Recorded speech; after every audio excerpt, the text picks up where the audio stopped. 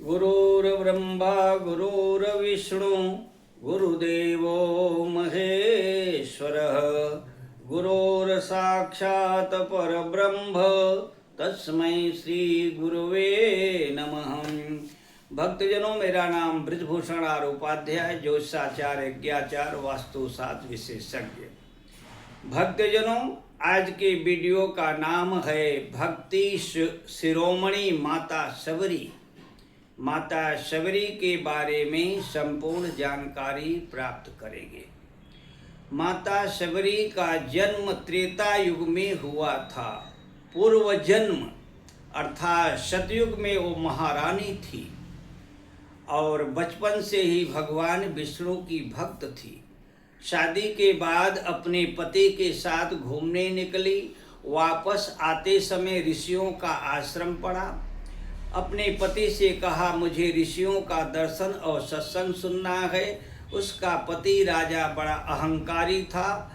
मैं राजा हूँ, सोने के सिंहासन पर बैठता हूँ, सोने के बर्तनों में भोजन करते हैं। ऋषियों के आश्रम जाने पर जमीन में बैठना पड़ेगा। अहंकारी राजा स्वयं तो गया नहीं, महारानी को भी जाने नहीं दिया।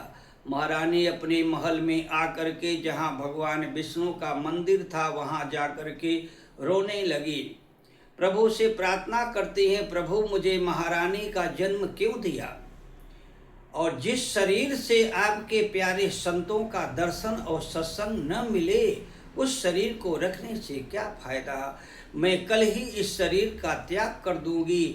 अगले जन्म में मुझे गरीब से गरीब कुल में जन्म देना, शरीर भी काला कलूटा देना, लेकिन अपने चरणों की अनन्य भक्ति देना। ऐसा प्रार्थना करके महारानी दूसरे दिन गंगा के किनारे दासियों के साथ घूमने गई। गंगा माता से प्रार्थना किया और अपने शरीर को गंगा में समर्पण कर दिया। दासियों ने जाकर राजा को कहा, महारानी नहीं रही। राजा बड़ा अहंकारी था। महारानी के न रहने से राजा का अहंकार दूर हुआ और वो सोचता है, अगर महारानी को ऋषियों के आश्रम में सत्संग सुनने के लिए जाने देता तो महारानी अपने शरीर का त्याग नहीं करती। राजा ने दूसरी शादी नहीं किया और उसका अहंकार दूर हुआ और भगवान का भक्त बन गया। वही सतयुग की महारानी त्रेता युग में शबरी बनी। शबर जाति में जन्म होने के कारण उनका नाम पड़ा शबरी।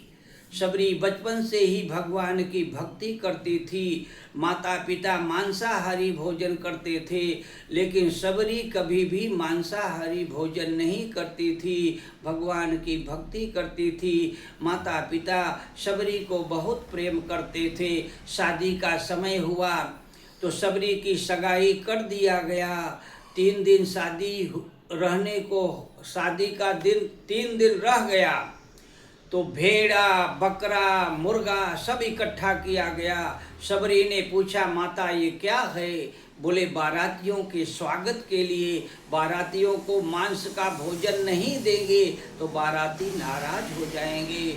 शबरी सोचती है, शादी करने पर हजारों निर्जीव ये पशु पक्षियों की हत्या होगी, इसलिए मैं शादी ही नहीं करूंगी।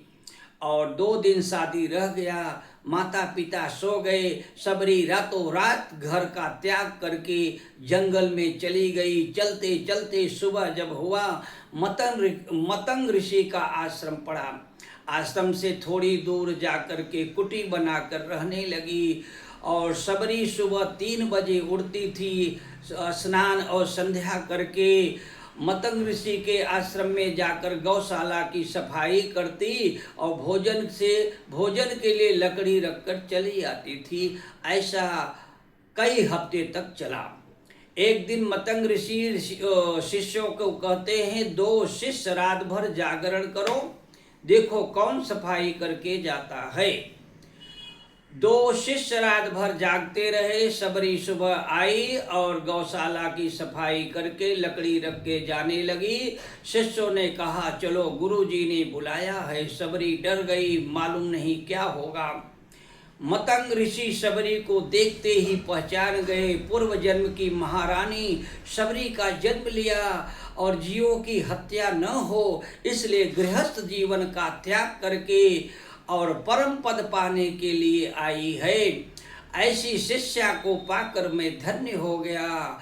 गुरुजी ने कहा बेगर पूछे सेवा करती है तुम्हें सजा मिलेगी। शबरी हाथ जोड़कर कहती है गुरुदेव सभी सजा पाने के लिए मैं तैयार हूँ। गुरुजी ने कहा तुम्हारी सजा ये है छुप कर सेवा नहीं करना है, आश्रम में रह करके सेवा करो। शबरी को सजा नहीं वरदान मिल गया। कुछ ऋषियों ने मतंग ऋषि का विरोध किया, महिला को आश्रम में नहीं रखना चाहिए। मतंग ऋषि ने कहा ये साधारण महिला नहीं है, पूर्व जन्म की महारानी है और गृहस्थ जीवन का त्याग करके भक्ति पाने के लिए आई है।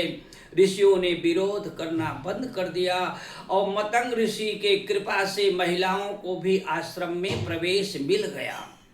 मतंग ऋषि ने शबरी को मंत्र दीक्षा दे दिया और गौशाला की सेवा मिल गई शबरी को। शबरी दृढ़ता से सेवा करती और दीक्षा मिलने के बाद भक्ति करती रही। थोड़े दिनों में शबरी को परमात्मा का साक्षात्कार हो गया।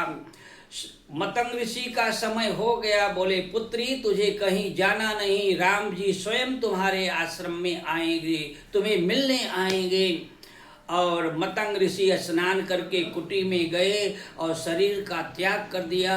जो गीले वस्त्र डाले थे रस्सी पर और मतंग ऋषि ने शरीर त्याग करने के बाद उस कपड़े से पानी टपकता रहा। शबरी सोचती है गुरुजी कुटी में हैं, हजारों वर्षों की तपस्या के बाद राम जी आए।